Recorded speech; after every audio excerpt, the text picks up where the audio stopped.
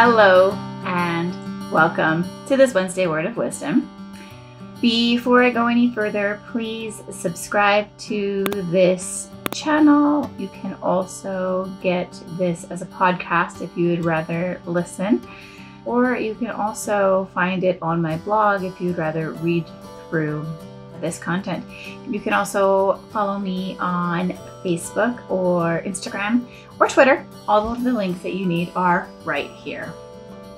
Okay, so today marks a bit of a bittersweet day for me right now. You see, 38 years ago today, a baby boy was born.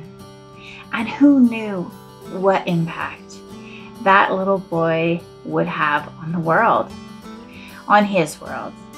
Some for the good, others, well, who knows what lessons they might have learned. I had no idea how this boy would change my life, that's for sure. My mission in life, the impact that I want to have on the world has been altered because of the life of this individual. So that boy was my brother. The cool thing about all of my siblings, though, is that they have turned out to be so much more than just a sibling. My siblings are some of my best friends, and my brother was nothing short of that. I don't have a memory that doesn't really include him. Now, today would have been his 38th birthday. And so how each of us choose to remember somebody after we've lost them is completely unique to each of us and our grief process. You see, grief is somebody's spiritual, emotional, intellectual, physical reaction to loss.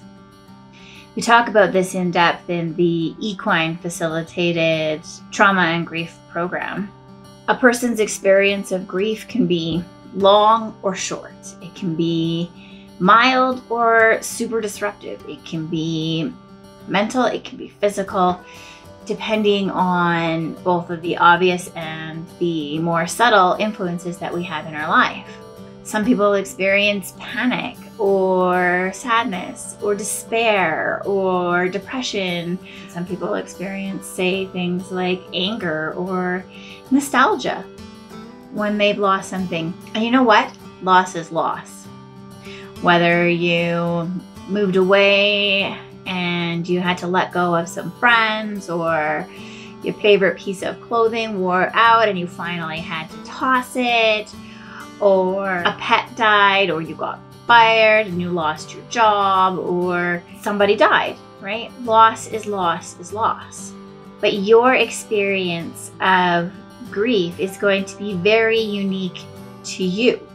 It might include some similar reactions that other people experience as well, but how you actually walk through that, how you move through that, how you physically, emotionally, spiritually, intellectually actually experience that experience is unique to you.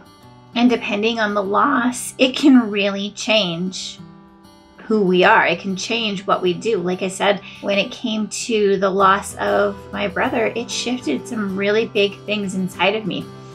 It shifted some passion, the mission that I had for myself, and the trajectory of where I really wanted to head in my career, in my life, in the impact that I wanted to make on the world. You know, when we lose somebody or something, you know, for some of us, we turn inward and we look for the bigger picture or a greater meaning, or for some people, we might need to cry our eyes out for a while. No matter who we are, we do need a circle of support. We need to know where our boundaries lie. We need to know who to lean into, what to lean into them for, who to keep at arm's length, like who's going to either like keep us down, who's going to uplift and edify us, what different types of connection do we need during that loss process.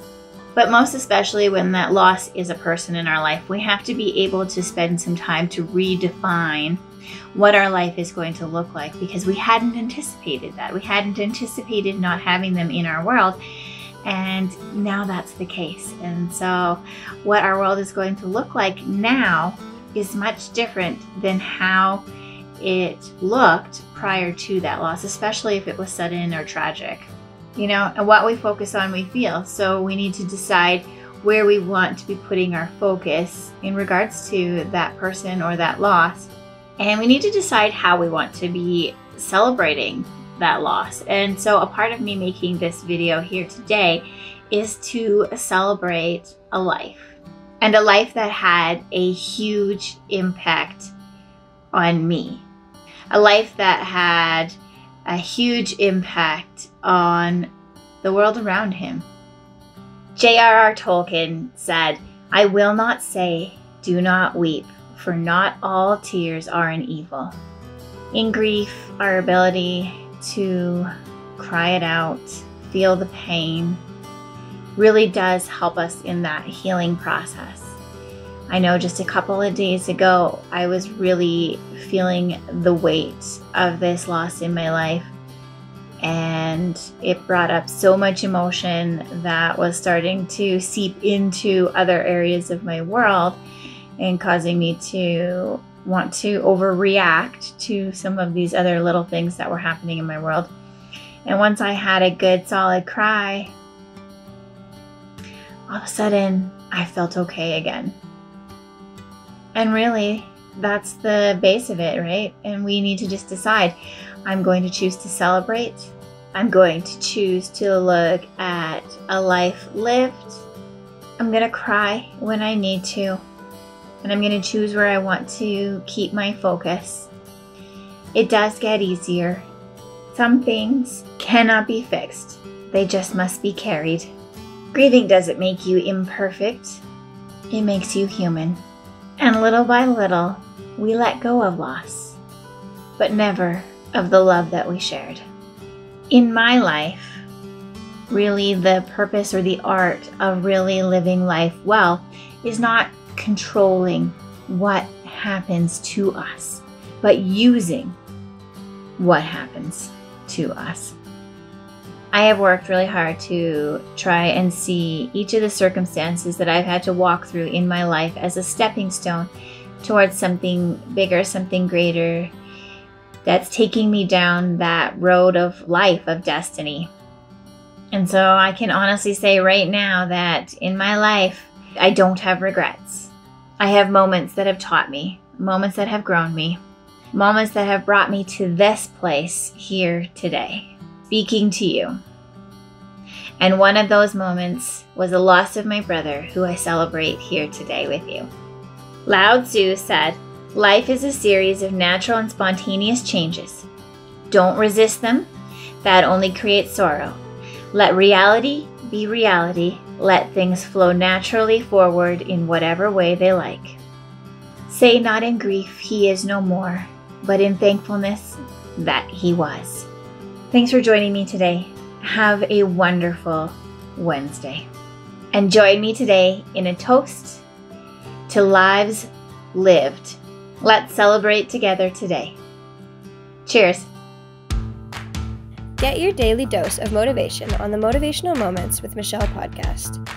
In Motivation with Michelle podcast, you'll get encouraging, uplifting, and life-changing wisdom that will transform your world at your fingertips, 24 hours a day. Get a fuller, deeper revelation of the tools you can implement to see incredible transformation in your life from Michelle Neustadter's powerful teachings. Tune in whenever you need to be edified, uplifted, or a dose of motivation, no matter where you are. Subscribe to Motivational Moments with Michelle podcast with Michelle Neustadter today on Apple Podcasts, Spotify, or SoundCloud. Is there so much turmoil in your thinking that it feels like your mind is an actual battleground? You have trouble falling asleep because it just won't shut off? Or you wake up in the middle of the night and can't get back to sleep because of all the thoughts? Or maybe you notice that you worry all the time, constantly thinking about the worst case scenario, or all of the what ifs that could happen. And probably not getting the results that you would like in life, feeling like something needs to change. Well, That makes sense, because how we think determines whether we win or lose in life. In the program Wevolve by Michelle Newstetter will walk you through how to get back in control, or maybe get control for the first time, of our thoughts, our emotions, and the results we are getting in our lives.